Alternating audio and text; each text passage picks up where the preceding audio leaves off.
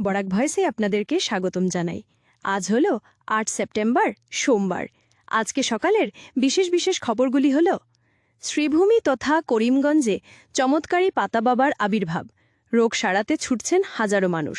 রামকৃষ্ণনগর এলাকার ঘরের বন্ধ গ্রামে শুরু হয়েছে এক অদ্ভুত ঘটনাপ্রবাহ। গ্রামাঞ্চলের নিস্তব্ধ পরিবেশে ভেঙে প্রতিদিন সেখানে ভিড় জমাচ্ছেন হাজার হাজার মানুষ। কারো হাতে জলের বোতল, কারো চোখে অদ্ভুত বিশ্বাস। সবই কেন্দ্র করে এক মানুষকে। তিনি এখন সবার কাছে পরিচিত হচ্ছেন পাতা বাবা নামে। স্থানীয়দের দাবি, এই চমৎকারী বাবার দেওয়া জঙ্গলের একটি বিশেষ পাতা খেলেই নাকি সেরে উঠছে রোগ ব্যাধি। শুধু স্থানীয় গ্রামবাসী নন, বহিরাজ্য থেকেও বহু মানুষ আসছেন তার কাছে। কেউ বলছেন মাথার যন্ত্রণা কমেছে, কেউ বলছেন দীর্ঘদিনের রোগ থেকে মুক্তি পেয়েছেন। রোগীদের বক্তব্যে একটাই সুর, পাতা বাবার দয়ায় আমরা এখন অনেকটাই ভালো। জানা গেছে, প্রায় ১.৫ মাস আগে এ কার্যক্রম শুরু করেন সত্যবাবু সিনহ ওরফে পাতা বাবা। তিনি একজন অবসরপ্রাপ্ত সেনাকর্মী। ১৫ বছর আগে সেনাবাহিনী থেকে অবসর নিয়ে বর্তমানে বসবাস করছেন গড়ের বন্ধ গ্রামে। মহাজাগতিক বিস্ময়, পূর্ণগ্রাস চন্দ্রগ্রহণে ব্লাড মুন দেখল বিশ্ব। দেখা গেছে, বরাক উপত্যকা থেকেও চলতি বছরের ভদ্র পূর্ণিমায় বিস্ময়ের চন্দ্রগ্রহণ প্রত্যক্ষ করল গোটা দেশ।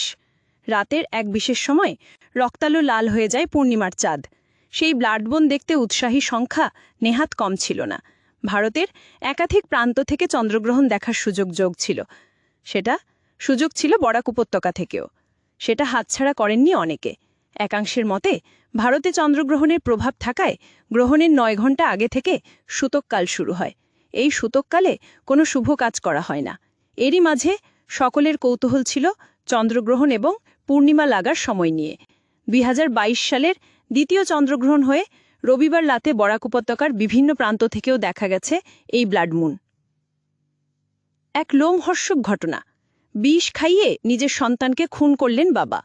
এই ঘটনা রাজ্যের বরপেটা জেলার কুমলিলিপাড়ার গ্রামে ব্যাপক চাঞ্চল্য সৃষ্টি করেছে। জানা গেছে, গত বুধবার রাতে ৮ বছরের শিশুপুত্রকে বিষ খাইয়ে খুন করেন বাবা সঞ্জীবুল আলী। হতবাগা শিশুটির নাম ইনজাবুল হক। এই ঘটনায় হাউলি থানায় এক এজাহার দায়ের করেছেন শিশুটির মা। তবে পুত্র হত্যার বাবাসহ পরিবারের অন্য সদস্যরা গা ঢাকা দিয়েছে। নিহত শিশুর মা জানিয়েছেন, স্বামীর চাওয়া টাকা আনতে বুধবার বাবার বাড়ি গিয়েছিলেন তিনি। ওই সময় ৮ বছরের সন্তানকে বাবার সঙ্গে ঘরে রেখে যান তিনি। রাতে শিশুকে কীটনাশক খাইয়ে খুন করা হয়। অবশ্য রাতেই শিশুকে বরপেটার ফখরুদ্দিন আলী মেডিকেল কলেজ হাসপাতালে নিয়ে যান মা এবং তার মামা। তবে সেখানে চিকিৎসকরা তাকে মৃত ঘোষণা করেন। আজকের বরাক উপত্যকার ৩ জেলার আবহাওয়ার খবর। আজও বরাক উপত্যকার ৩ জেলার আকাশ একটু মেঘলার পাশাপাশি হালকা বৃষ্টির পূর্বাভাস।